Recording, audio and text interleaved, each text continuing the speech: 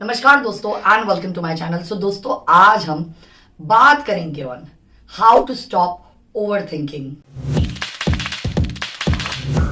सो दोस्तों वीडियो शुरू करने से पहले मैं एक रिक्वेस्ट करना चाहती हूँ कि आप में से बहुत सारे लोग मेरे वीडियो देखते हैं लेकिन अब तक सब्सक्राइबर नहीं बने हैं, तो प्लीज सब्सक्राइबर बन जाओ यार, क्योंकि इससे आपका भी फायदा होगा और मेरा भी भला हो जाएगा।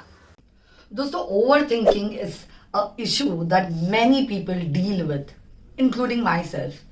दोस्तों मुझे ऐसा लगता है कि मेरे लाइफ में कुछ 1-1.5 साल बीच में आया था एक तो after I delivered Covid start हो गया एंड बहुत सारी चीजें थी first of all I was dealing with a lot of changes, hormonal changes, mental changes, plus Covid की वजह से लॉकडाउन, बहुत बुरी सिचुएशन थी दोस्तों। एंड कहीं ना कहीं आई believe that each one of us was going through a lot in that span of 1.5 or 2 years that we went through. Also because I just delivered then मुझे समझ में नहीं आ रहा था कि मैं मेरे बेबी को कैसे हैंडल करूँ, क्या सही है क्या गलत है। My mom was stuck in Gujarat and my mother-in-law was stuck in Goa, so technically I was all on my own with my husband and clearly the kind of person I am and I've always been a workaholic, तो मेरा उतना बच्चों के साथ कभी interaction रहा ही नहीं था। तो I had my own battles in that complete phase of how to handle, nappy कैसे बांधनी है, स्वैडल कैसे करना है, मतलब यहाँ से मेरी शुरुआत थी। एंड मुझे ऐसा लगता है कि उस फेज में I got in to over thinking and it was horrible and that is the reason that I felt कि ऐसे विषय पे मुझे वीडियो बनाना चाहिए, बिकॉज बहुत सारे लोग अलग अलग परिस्थितियों के वजह से they indulge in to over thinking. But मुझे ऐसे लगता है कि ओवर थिंकिंग ये हमारा सबसे बड़ा दुश्मन है, क्योंकि हमारे थॉट्स जो होते हैं ना दोस्तों वो बहुत पावरफुल होते हैं। जो हम सोचने लग जाते हैं वो अपने आप होने लग जाता है हमारे साथ। सो प्रॉब्लली मुझे ऐसा लगता है कि ओवर थिंकिंग की वजह से जो चीजें नहीं होने वाली हैं उसके बारे में भी हम परेशान हो जाते हैं। So it is very important to stop over thinking, और ये चीज जो है वो आप प्रैक्टिस जब करेंगे तभी आप कंट्रोल कर पाएंगे। तो अब ये ओवर थिंकिंग हम किस प्रकार से स्टॉप कर सकते हैं वो देखते हैं। सो पॉइंट नंबर 1 दोस्तों, awareness is something which is very important because when you are aware of what is happening externally, what is happening internally, what is your thought process, तब कहीं ना कहीं you can control overthinking। एक example देना चाहूंगी, अगर मुझे कोई ताना कसता है for example so I do not know how to react, that's not me. For me life has been very black and white.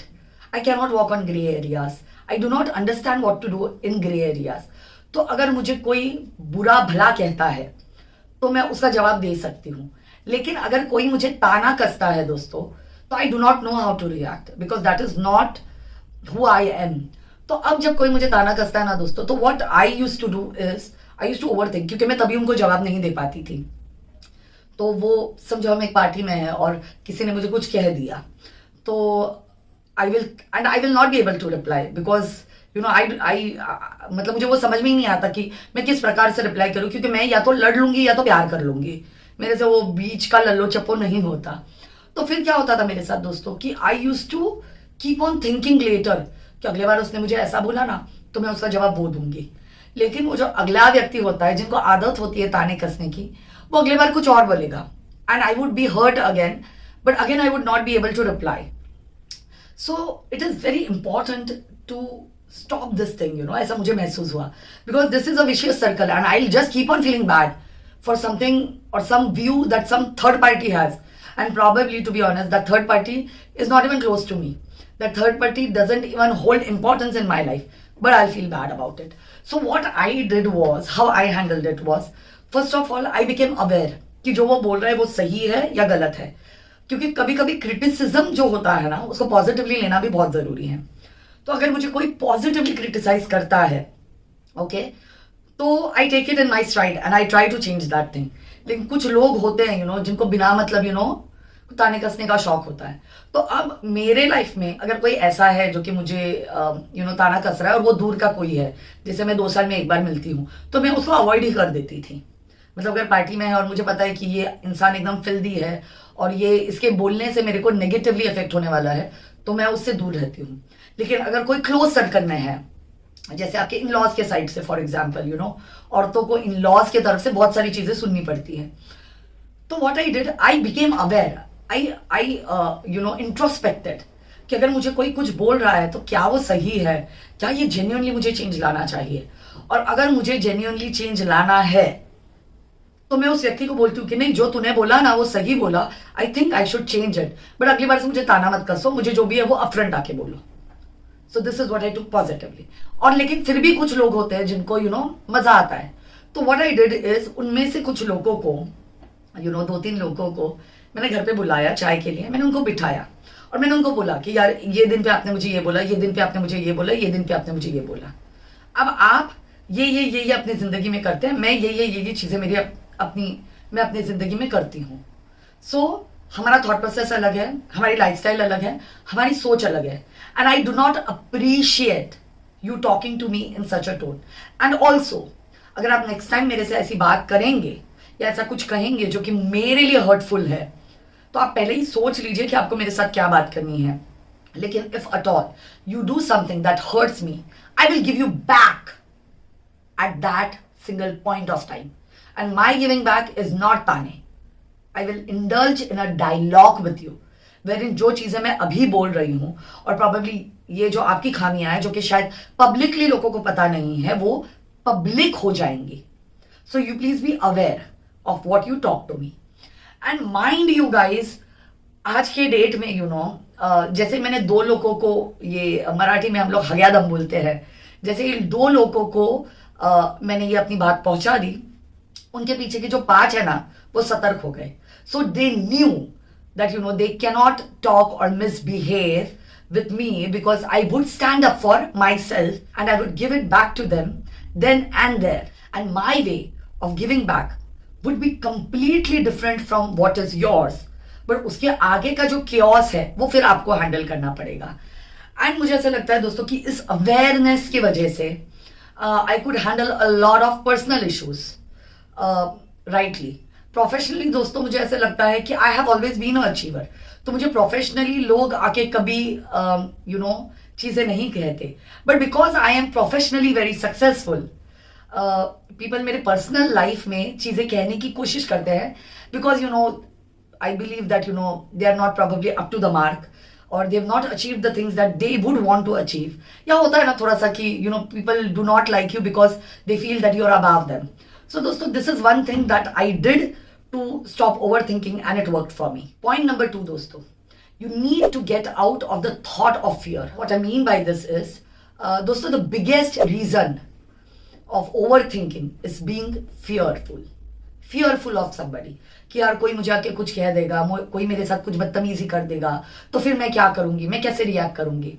सो दोस्तों, you need to let go off your fear if you want to stop overthinking. Third दोस्तों, once you are out of your fear, distract yourself with happiness. Usually दोस्तों लोग overthink तब करते हैं जब वो अकेले होते हैं, जब उनके पास वो टाइम और रिसोर्स होता है to think about the things that they've been attacked with in the past.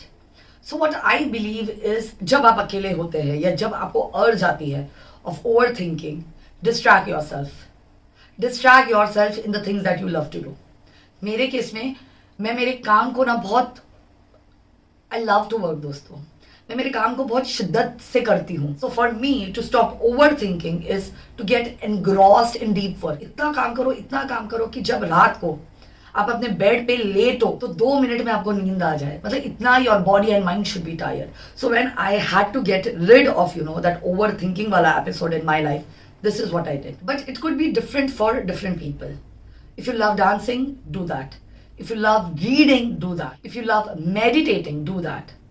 If you love exercising, तो please do that. Do something that gives you happiness. For me it is my work, for you it could be something else, but get distracted from overthinking and do something that makes you happy. And finally दोस्तों, you cannot predict what is going to happen in future. हम कितनी भी कोशिश कर ले, कुछ गधे हमारे जिंदगी में हमेशा होंगे जिनके वजह से हमको परेशानी होगी, और ऐसे लोग अगर आपके जिंदगी में इंडल्ज करने की कोशिश करे तो you make sure that you take your stand and you just avoid them, or you tell them that you are not healthy for me, so you just stay away. But फिर भी अगर ऐसी कोई चीज आपके साथ होती है, तो what you need to do is you need to address that issue. आप टाइमर सेट कीजिए अपने मोबाइल फोन पे, अपने घड़ी पे, 15 मिनट 1 घंटे तक ओवर थिंक कीजिए, उस इंसान को गालियां दीजिए, अगले बार आप उसके साथ क्या करेंगे ये सोचिए, ये सोचिए कि अगर उसने आपको ऐसा बोला तो आप क्या बोलेंगे. And the best thing to do is write it down. I write, मुझे नहीं पता ये अच्छी है आदत या बुरी है, but it is worked for me. When I have feelings, when I am overwhelmed with something, I right it down. इसके 2 फायदे होते हैं. एक तो I went it out for that 1 hour और व्हाटएवर. दूसरा, अगर वो व्यक्ति मेरे सामने फिर से कुछ ऐसा करता है, तो लाइक आई सेड कि I had a dialogue with a few people who are not healthy for me, तो I had everything in return. तो आई कुड एग्जैक्टली नरेट कि तुमने ये मेरे साथ किया, तुमने ये मेरे साथ किया. और कहीं ना कहीं उसके वजह से अगले व्यक्ति को जो कुछ भी वो मेरे साथ कर रहा है उसकी सीरियसनेस समझ में आई. सो दोस्तों, set a timer, vent it out, write it out, but once that 10 minutes, 15 minutes or whatever you feel, बहुत बड़ा इशू है तो 1 घंटा is over, get back to your life, work hard on what makes you happy, be an achiever. So दोस्तों, ये था हमारा आज का वीडियो ऑन ओवर थिंकिंग. अगर इस वीडियो ने आपको वैल्यू दी तो प्लीज कमेंट सेक्शन में मुझे बताइए. And do not forget to share this video with your friends who overthink as well. And please do subscribe to our channel. Thank you so much. God bless you all.